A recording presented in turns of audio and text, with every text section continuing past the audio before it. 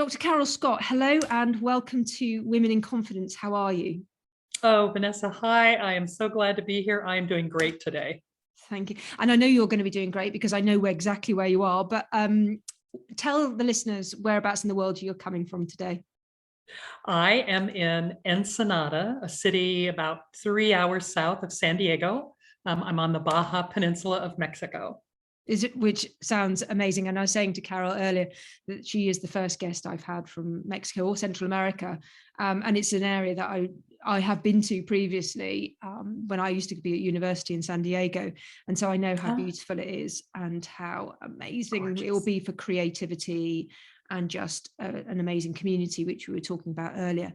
So Carol, I always start my podcasts with the same question, and it's a really good warm-up to talking about confidence and what you're going to bring to this interview around Sassy and SASS and self-governance and ego and all this great conversation we're going to have. But the first question I always ask my guests is, what does having confidence mean to you?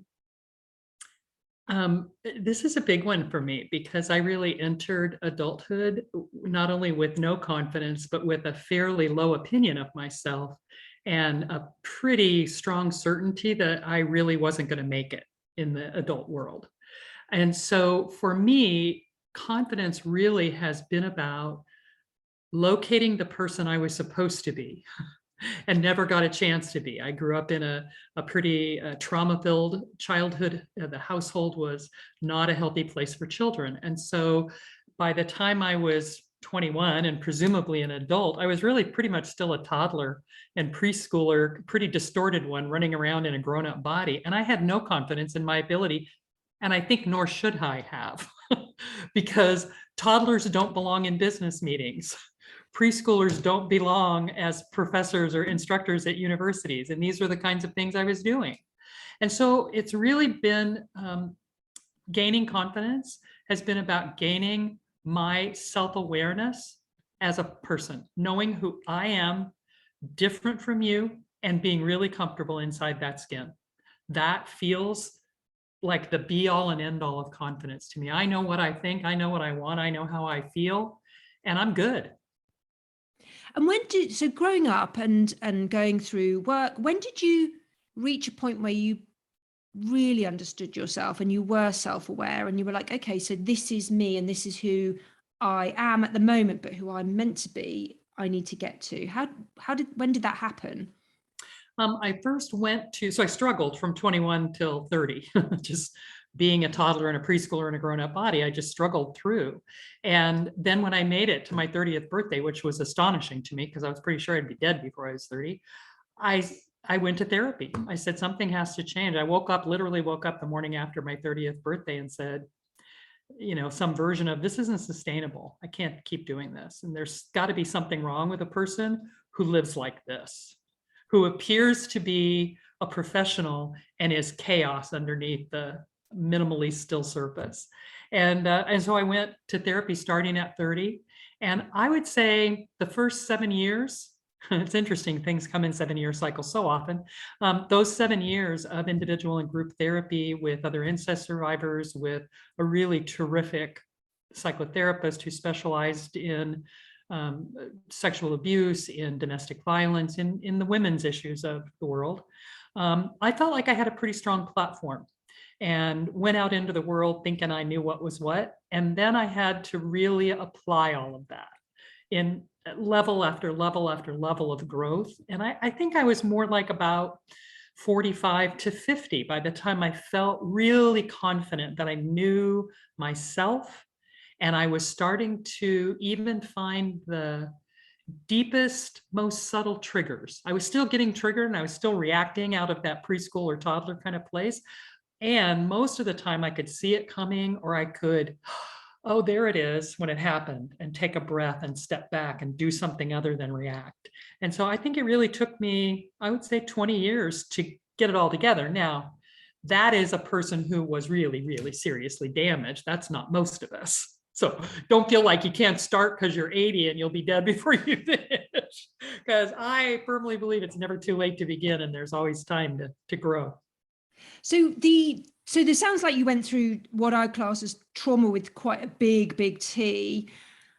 But you're right. Some of the traumas that people have are slightly more subtle, probably a bit more insidious, but can still really rock people's confidence and self-belief and self-efficacy and all those kind of things. What was the one thing that you took out of your period of growth and really understanding yourself that you can say was the one thing that really helped you?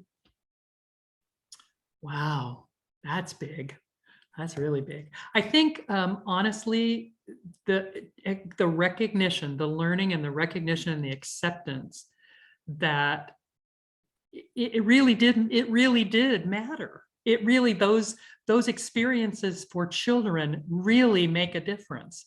And I think actually, you know what the big one has been is the putting together the early neural development, the brain wiring that happens. Literally, our brains get wired from birth forward for 5 years.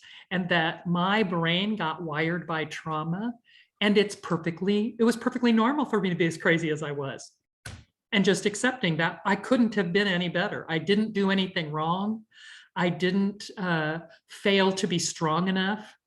I really got hurt because people were hurtful. And that just takes work. That just takes healing. It's like a broken leg, only it's a broken spirit. You got to put a splint on it. You got to put a cast on it. You got to give it some time to heal. And I think that really must be it. How would you describe your level of confidence now? Oh my gosh, it's off the charts.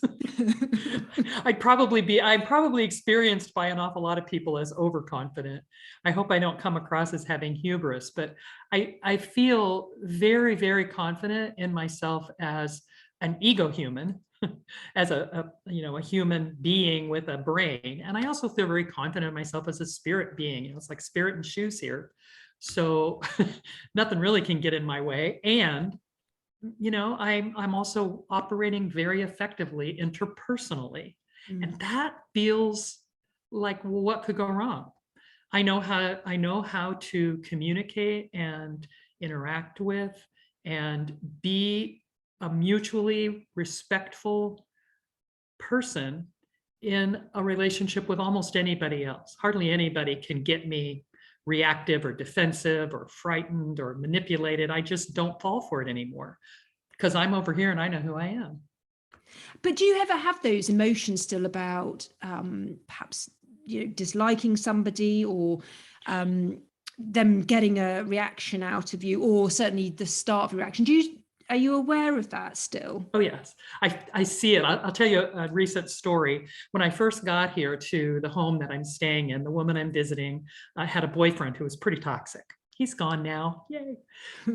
But he said something to me one evening when he and I were sitting at the dinner table and she was over in the next space nearby at the kitchen sink. And basically what he did was insult me really deeply in a very subtle way. It was like a thin shiv between the ribs into my heart.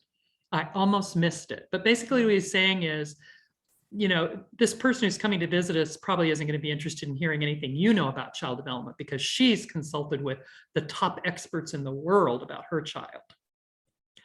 Now, I have a PhD in child development and a 50-year career in child development and early education. So I know a few things, and I probably know a lot of those experts that he was referring to. And in the moment that he said it, I said, wow, that was it. That was a really cheap shot below the belt. But I heard it for what it was. It was jealousy. It was an attempt to get me. It was an attempt to get me to react. It was a hook. And I just backed up and the hook went right by. And I never even took it into my mouth because I felt it. I kind of felt it viscerally. I felt it really in my body, but it wasn't about me. It's like, oh, okay. And so later, you better believe that I complained about it and said some negative things about it to his partner after he was gone. But I don't see any reason to respond or address those kinds of attacks from people like that. There's just no point. And so I was able to not do that, to make the choice. I really like what you said about it not being about you. And actually, it's that other person, it's his jealousy or their jealousy. their, I don't know, frustrations with themselves, whatever their emotion is, but it's just their way of expressing it. So it is absolutely not to be taken personally, because it's definitely not about you. And I think that's a really good lesson for many people.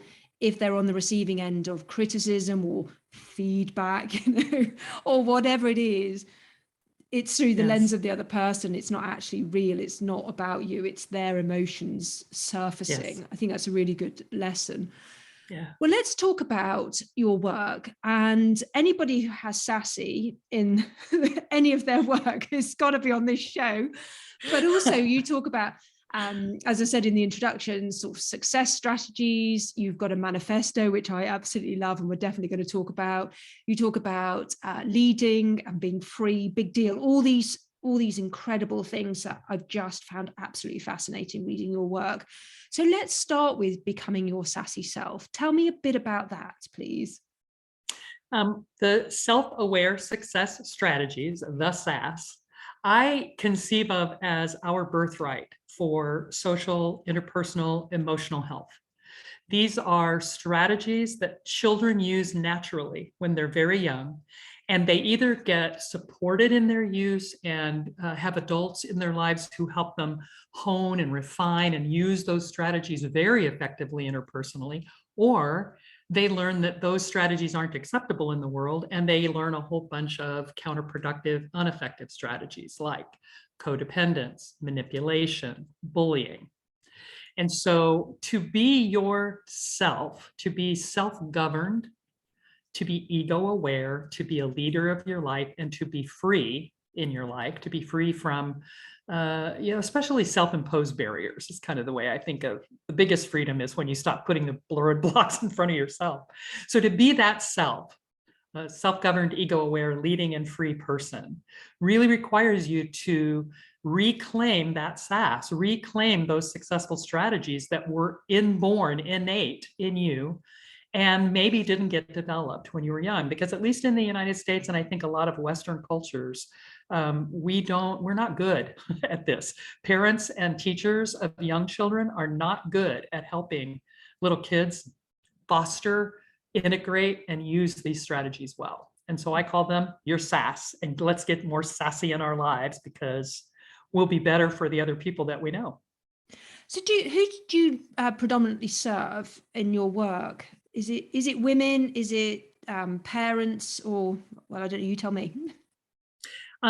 It's mostly been women up to this point that have been attracted to the work and have stayed with it. So every now and then a man or two will come to a workshop or something, and they don't stick, they don't stay, they don't come for more.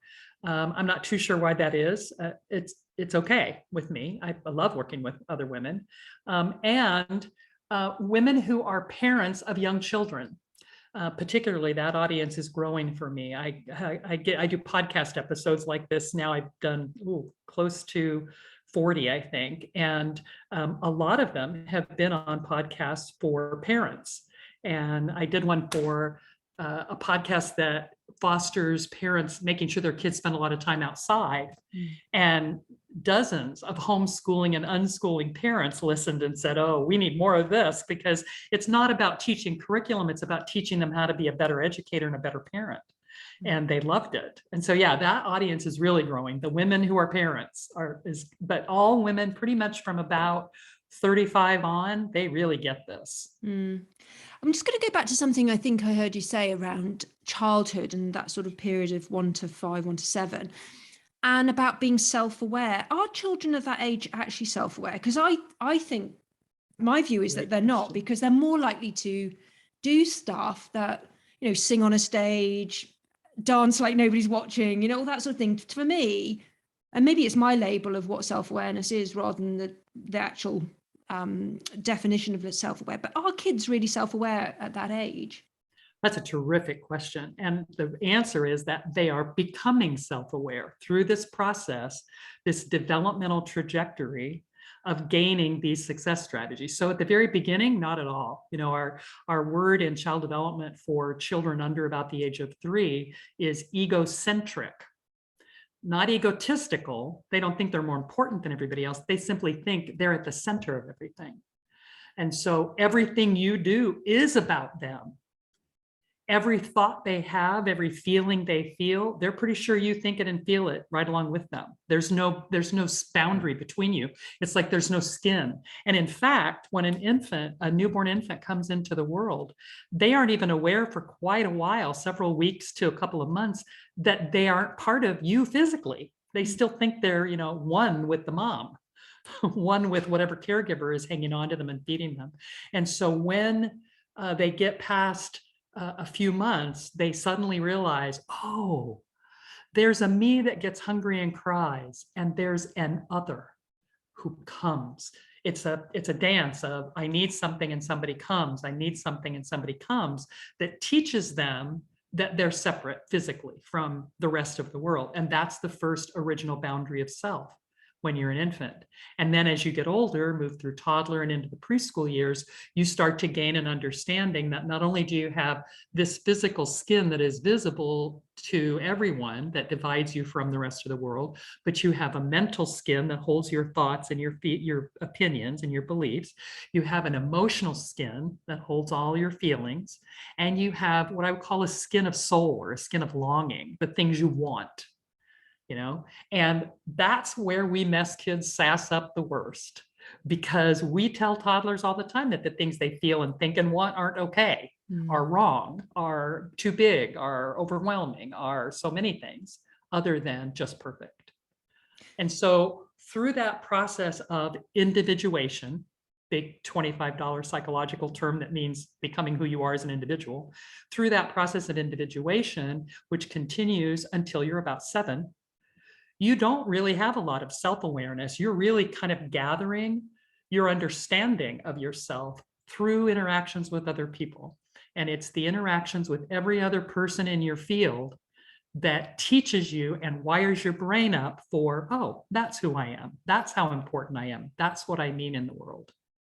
And that process of sort of understanding yourself and becoming yourself doesn't just stop at 7. I don't think you get to, and I certainly know that from being like 49 and thinking, actually, I think I'm going through the same process, because I'm really stepping into, well, who am I? And what do I want to get out of the next part of my life? So I don't think it ever stops, but what does it slow down? How does it change when you become an adult and you step into the workplace, and all those things that come at you when you're at work, and all those challenges that come at you when you're in the media, Instagram, friends, family? What changes when you get a bit older?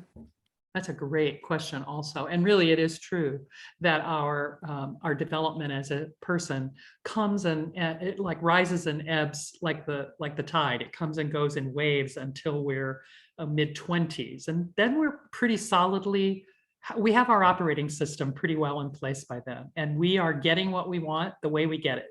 We are trusting people the way we trust people. We're getting along in the world pretty much the way we do, unless something comes along to drive a change.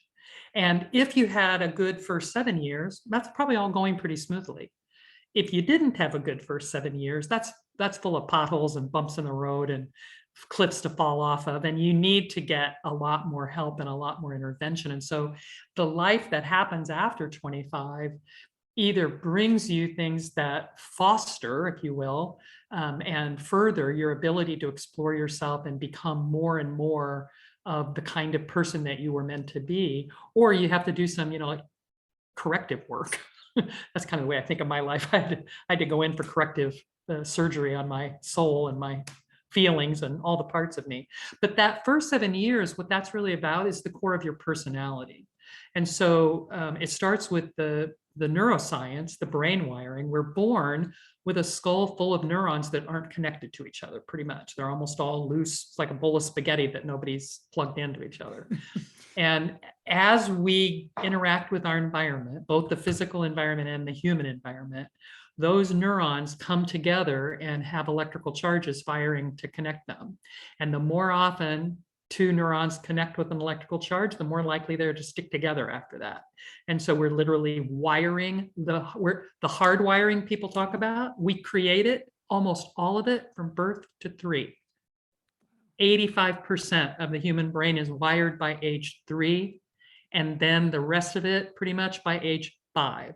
So the reason I think it takes 7 years to really kind of land on how you're going to walk out into the world at first is all that wiring kind of comes together, and then you need to kind of figure out what that means to you as a person and carry that into a personality.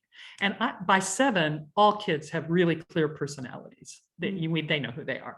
Now, we come into the world with a temperament, so we're a certain kind of person, but who we really are is pretty solid by age 7, unless something comes along to disrupt it. And those can be big changes, big losses, like the adverse childhood experiences that I talk about in my bookette, but I'll be offering your listeners.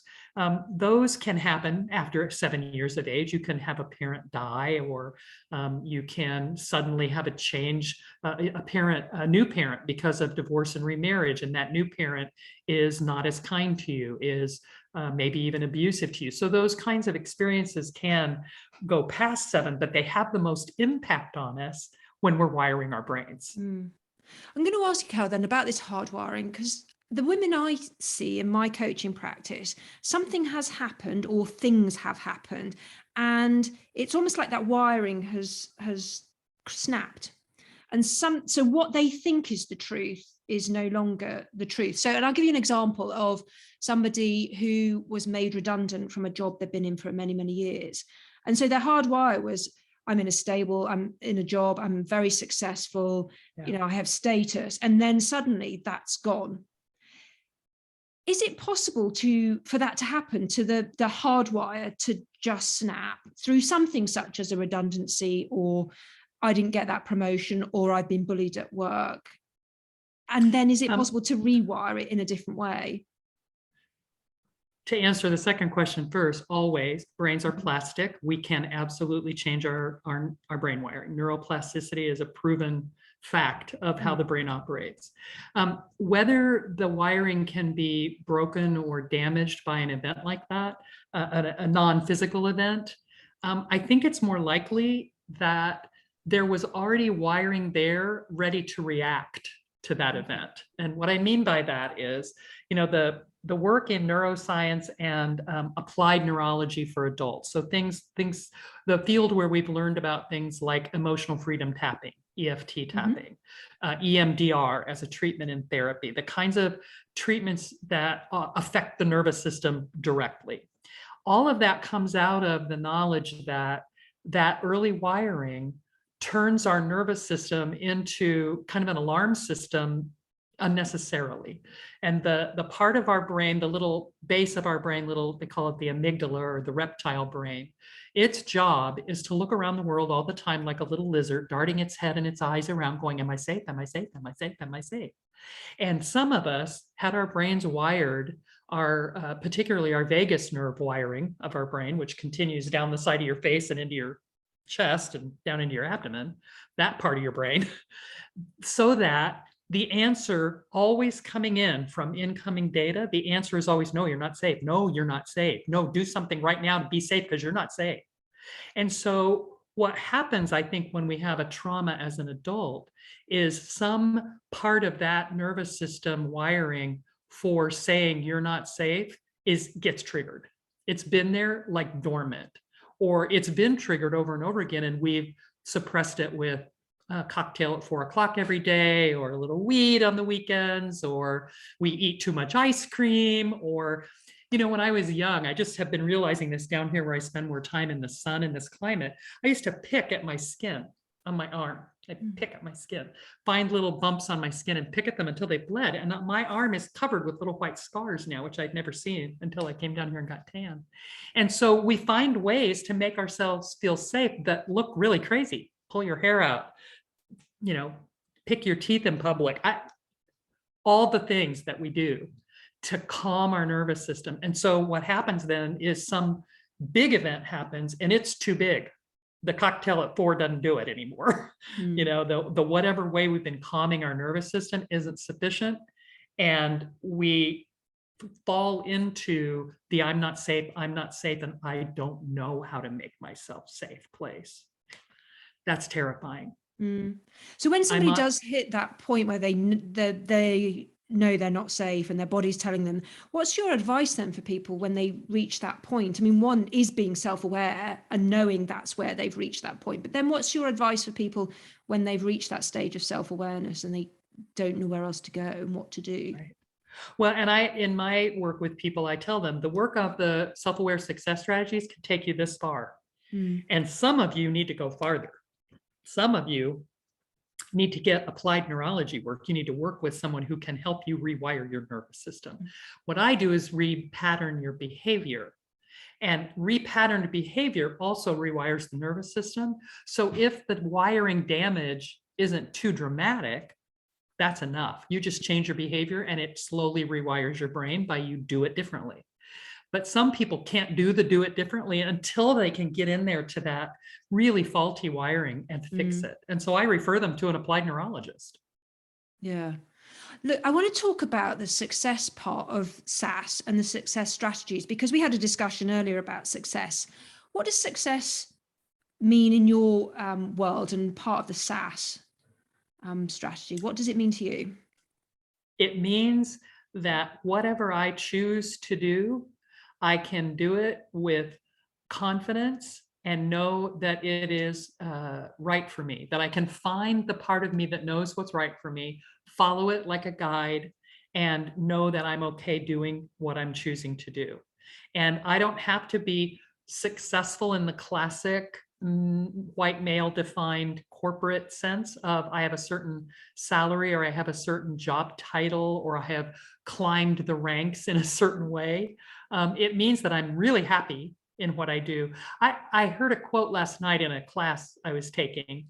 The man said, I no longer make a living. I no longer have to make a living. I now live what I am made of.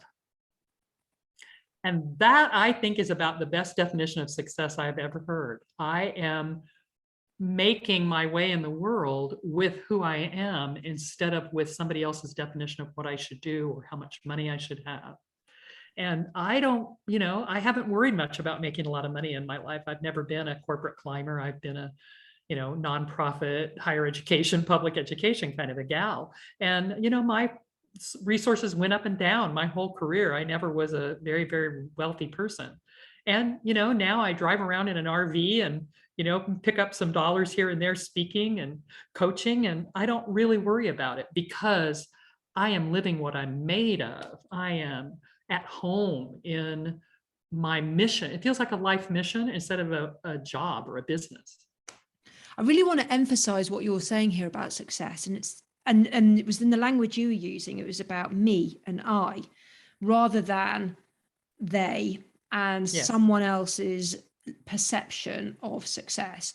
Because often, and we talked about this earlier, success is it's an external view that's placed on you. It's almost like a cloak that you carry around. Right. When did you, or maybe you've always had this, but when did you get rid of your cloak and be like, no, success is exactly what I think it is, and it's exactly what I want, and I'm going to use my own terms for success? That really came to me fairly late. My career went through kind of 10-year blocks. I did early care and education in a university environment where I ran a preschool at a university for about 10 years. And then I went into nonprofit leadership and public school program leadership for about 10 years. And then I went to work for myself as a consultant for about 10 years. And then I took kind of a capstone position as the CEO of a large state level nonprofit for about 10 years.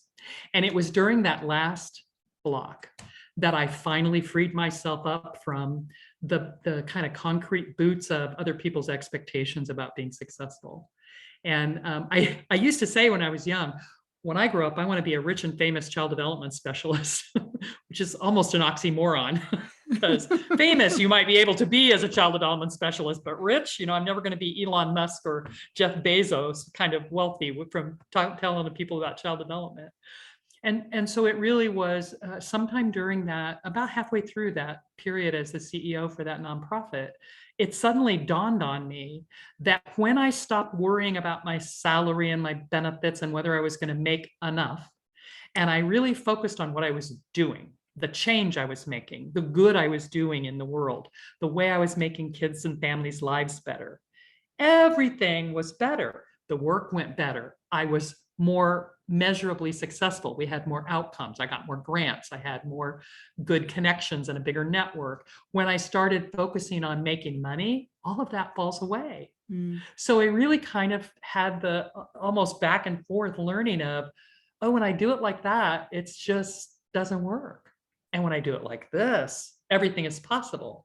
So that's kind of the way I approach my work now that I work for myself again, is I focus on this being a life mission of changing for the better the way people treat each other in this world, particularly the way we treat children. And if that's my focus, I'll make money. I'll make plenty of money.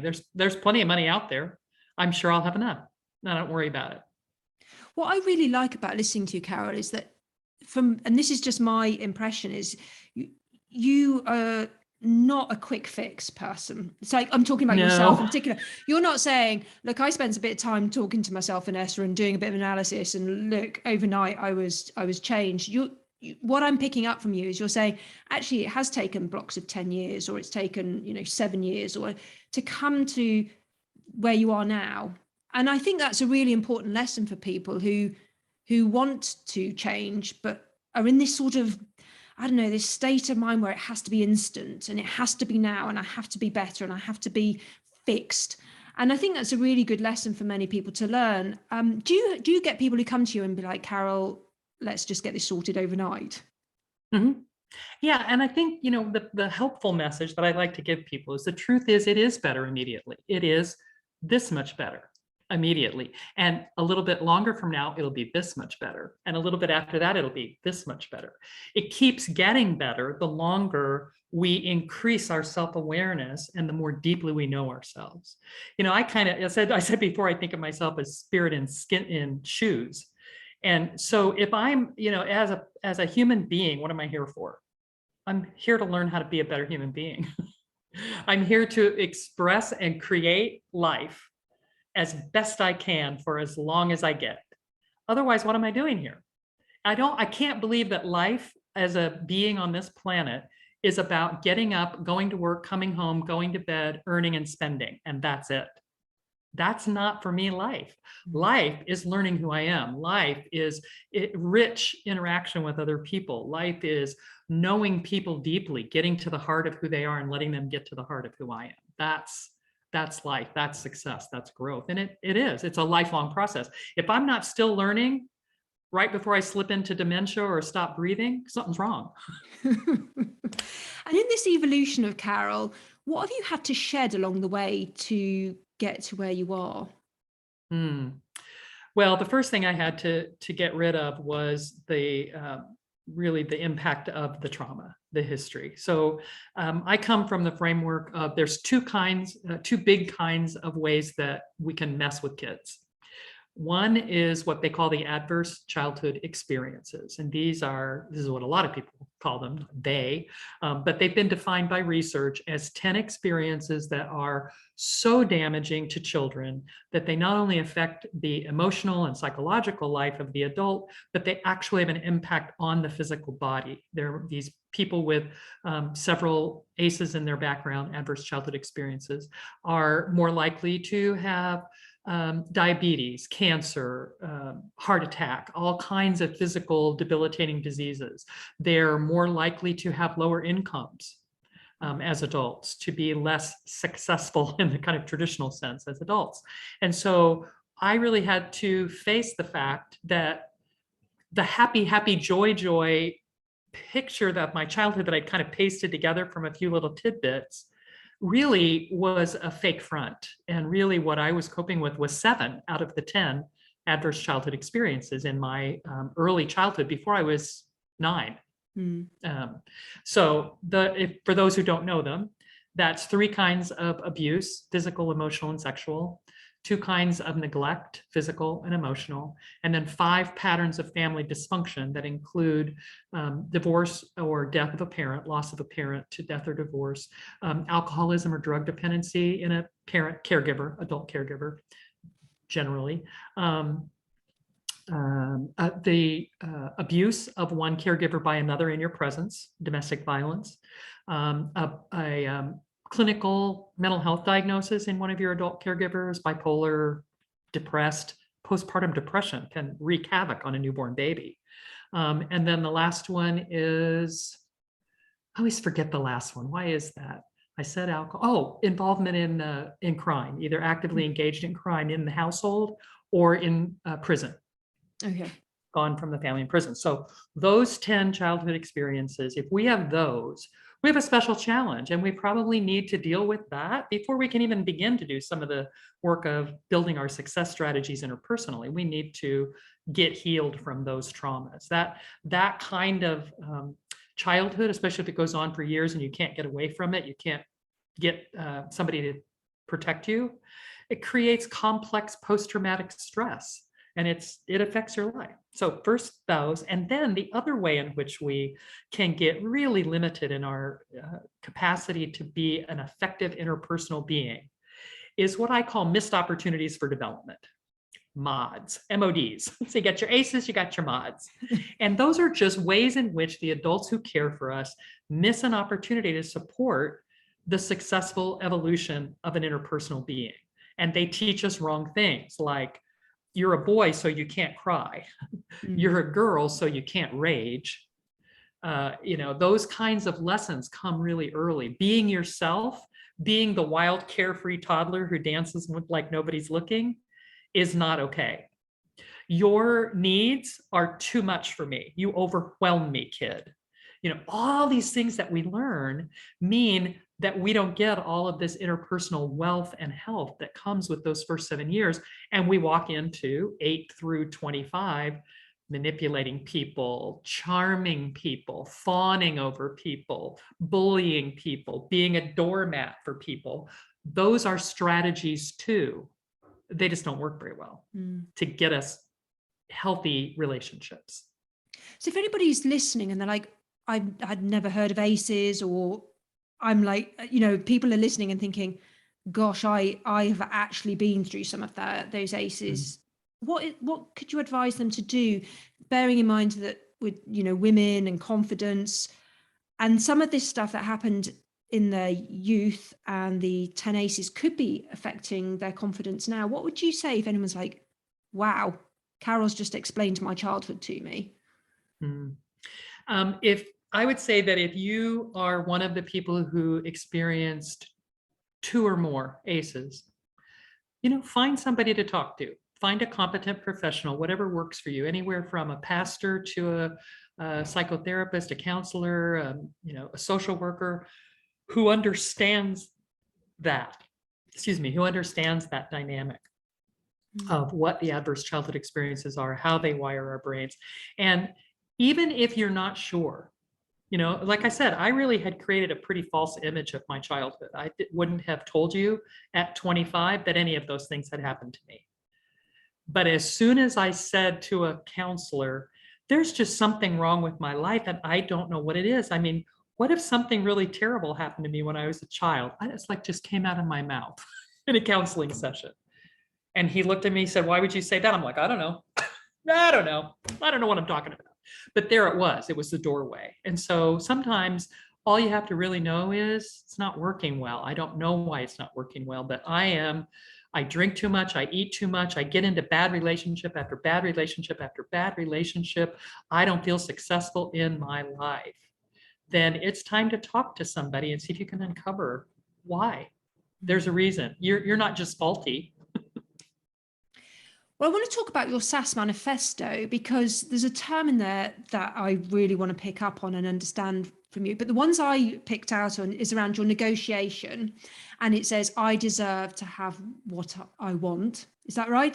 And I think that's great, because that's such a strong, powerful message. And then the other one I really like is vision. And you say, I deserve to try my hand at anything and be supported in my efforts. And I think that one to me resonated the most, because I am going through this evolution myself of trying things, and I guess I've always been in that space, but for now it feels like I'm really stepping into my vision of what Vanessa really is here for and really is going to achieve in this world.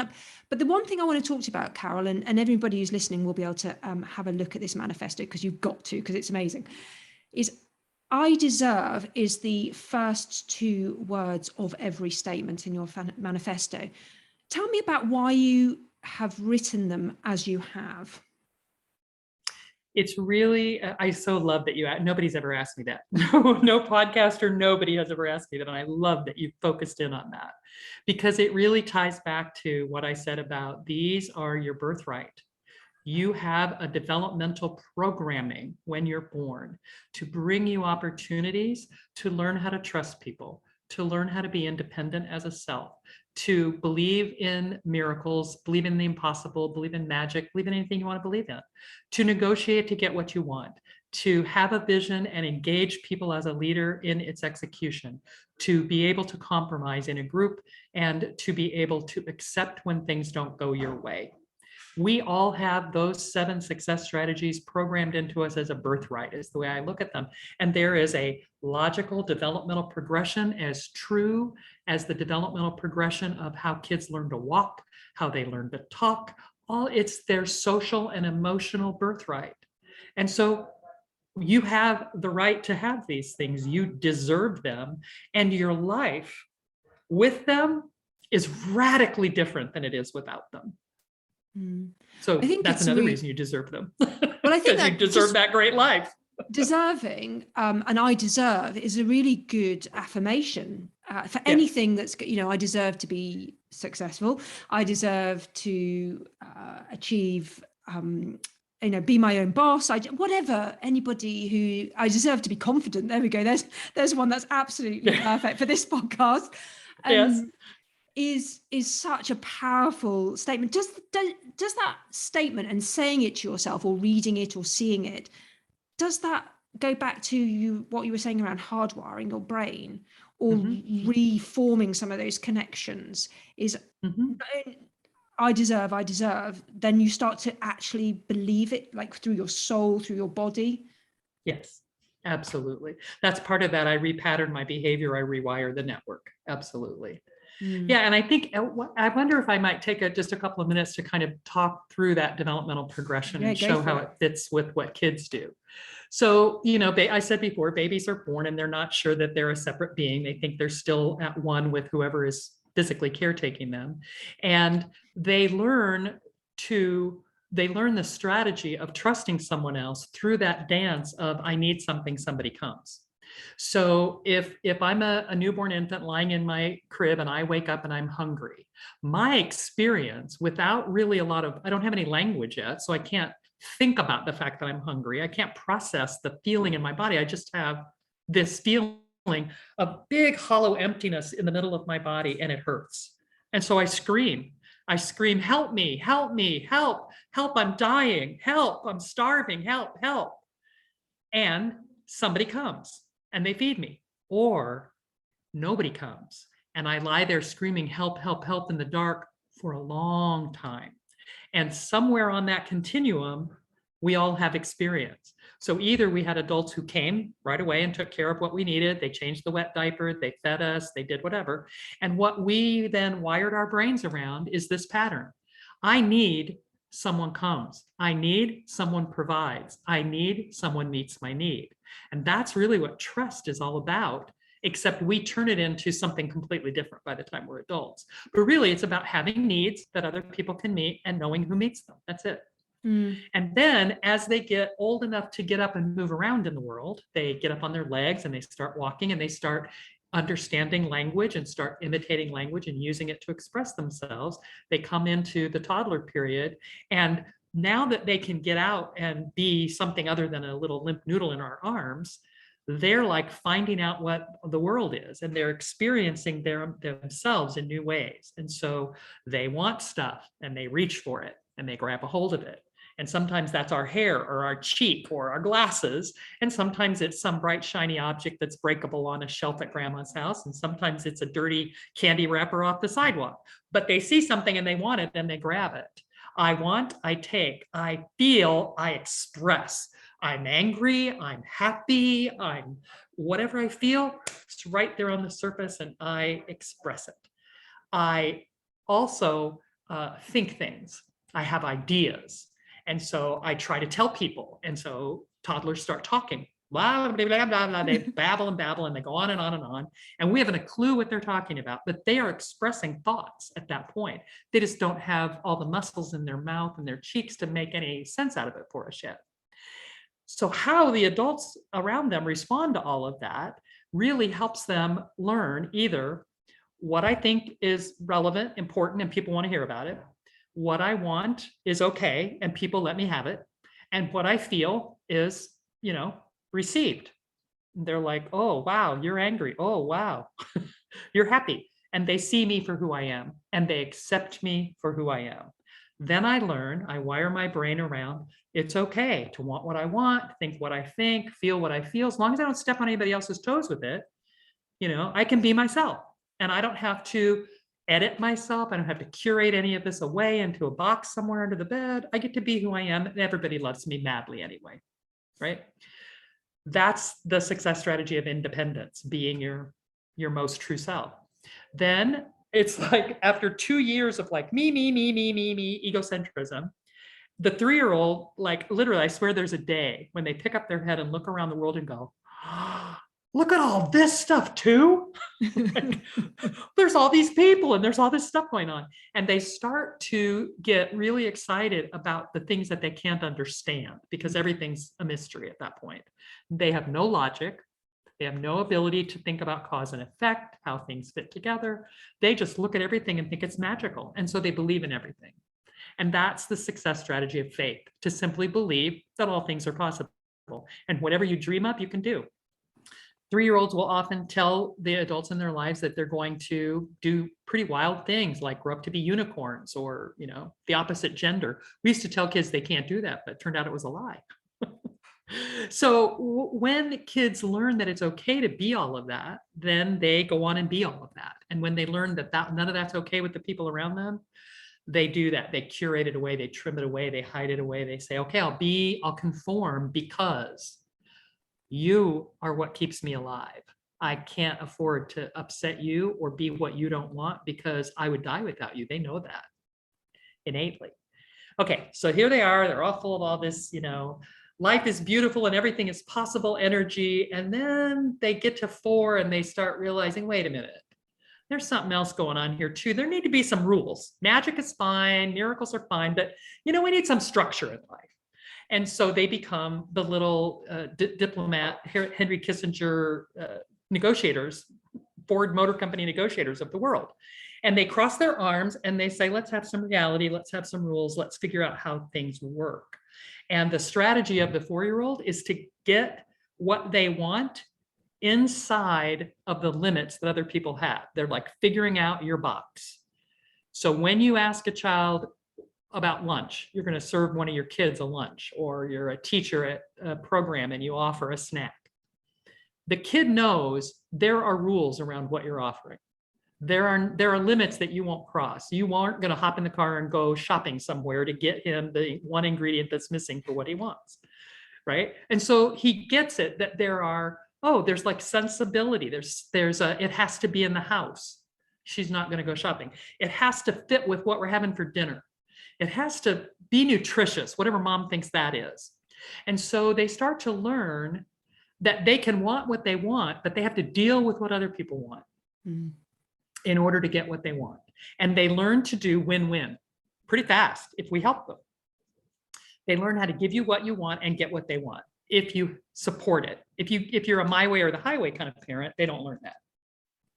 And they learn, I can manipulate you into getting what I want. I can bully you into getting what I want, but I can't get it by just straightforwardly asking for it and negotiating with you. Then we get the 5-year-old, and 5-year-olds are all about becoming community partners with other kids. They become people who coordinate and plan things together. And if you've ever had the great good fortune to be with a group of 5-year-olds, you can watch them spend an hour planning how to play something without ever actually playing it, right? Because it's all about the planning and the leadership and the, well, what about if you do that? It's like they're scripting together and learning how to get along as co-leaders in a creation process. And so I call it vision, because it isn't just about having a goal. It's about having the leadership of a goal that has oomph behind it. It's a goal with leadership. That's a vision to me. And so you find the kid pretty quickly who in the little group of 5-year-olds is the one directing the play. And the rest of them are nodding their heads. Okay, I'll do that. And then at 6, their community expands, it explodes. They have a whole lot more people to deal with, and they have to start win-win one-on-one isn't enough anymore. They're in a group of people. And instead of just, I want this and you want that, it's like, I want 10 things, you want 10 things, and there's 20 other people here and they all want 10 things. And so it becomes about determining values and making decisions based on what's most important to us. Well, I want these 10 things, but what's the thing I value most right now to get out of this interaction with you? And can I figure out what's the thing that is most important to you so that I can make sure that you get what you want as well? It's still about, I would call that creating community. At 4, it's about a win-win one-on-one. And at 6, it's about creating a community ethos, making a world that works for everyone. And then finally at 7, you find out, and you know what? I do all that stuff great. I get along with people perfectly. Everything's hunky-dory. I'm really good and nice and kind, and I'm a leader.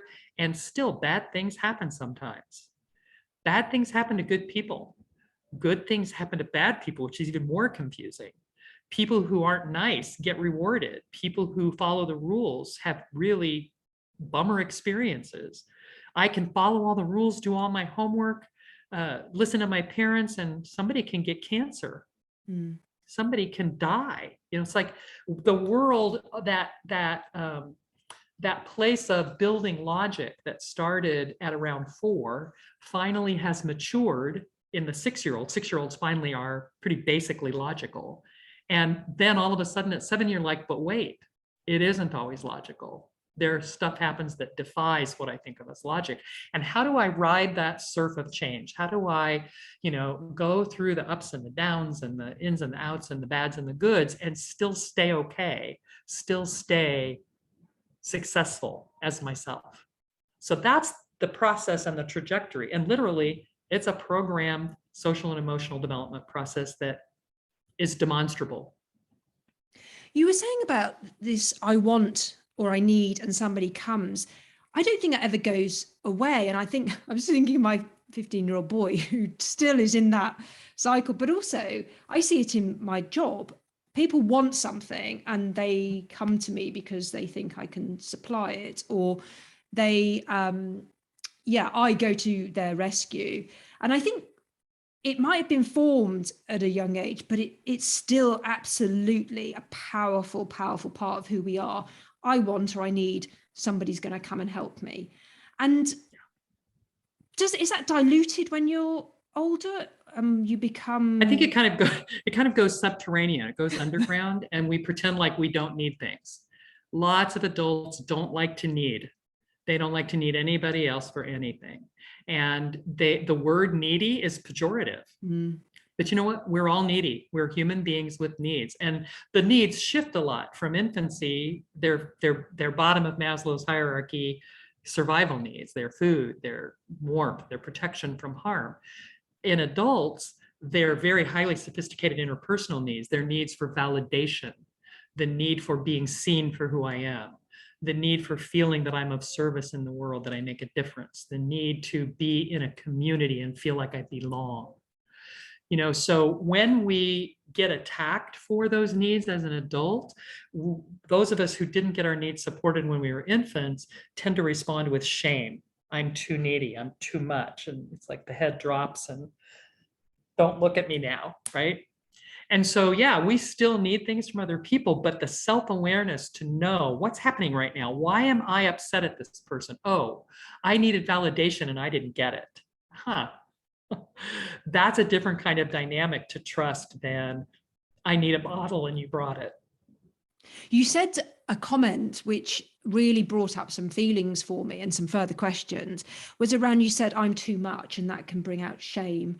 And I think that for me is something I think women here, perhaps they're programmed from a very, very young age, but certainly even now, women are too much.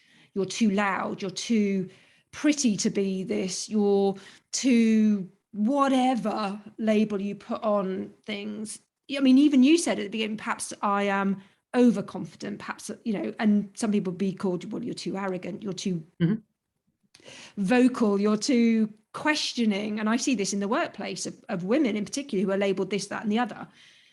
How can we shed some of this I'm too much and just be like, I am who I am? This is really the heart of the work that I do, because almost everyone I work with in any environment, the core work is around going back to trust and independence as success strategies, particularly independence. If you tell me that I'm too much, I make too much noise, I take up too much space, if I believe you, it's because I don't know myself. It's because I've lost that container, that boundary of self that I get in independence that says, I'm okay just the way I am. If you tell me that I'm too much, I take up too much space, and I know I'm okay, I just laugh. It doesn't affect me. I say, well, I'm not everybody's taste. That's okay. You don't have to like me.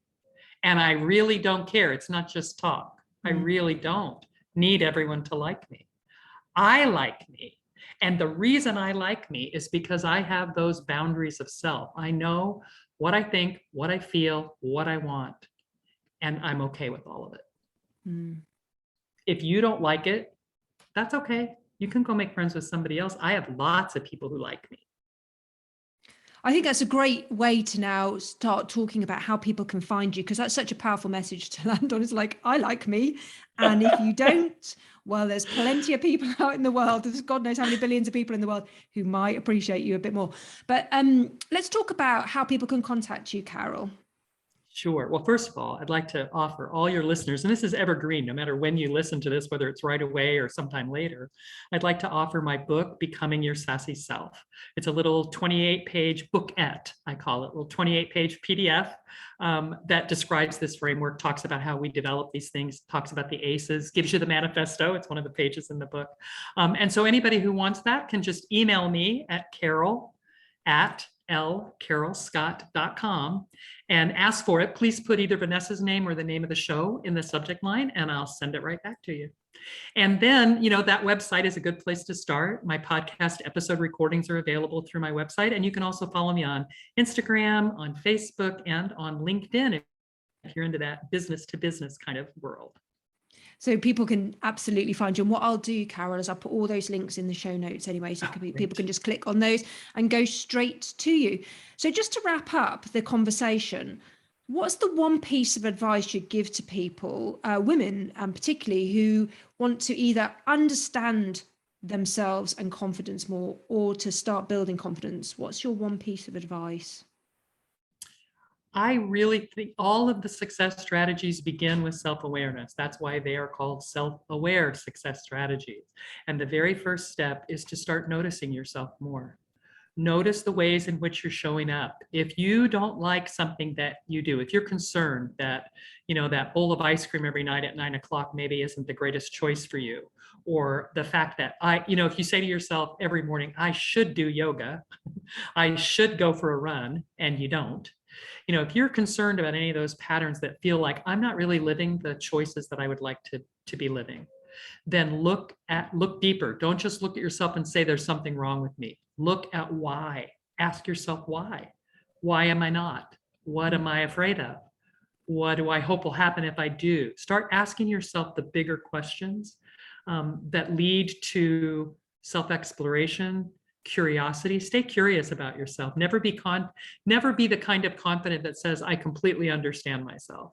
That's a mistaken confidence, I think. Be the kind of confident that says, I am amazing and I'm going to go find out more about who I am. And I love what you said. You said you're going to be learning and curious until maybe your last breath. And I love that. And I think that's a great end to this conversation, is like, carry on learning about yourself and about the world and other people, because there's so much out there. Well, listen, Carol, thank you very much for being on the show. It's been amazing. I know with you, I could probably talk for a long, long time, and we've only really just scratched the surface. I think there's so much more to explore, but thank you so much for being on the show. Thank you, Vanessa. It's been delightful.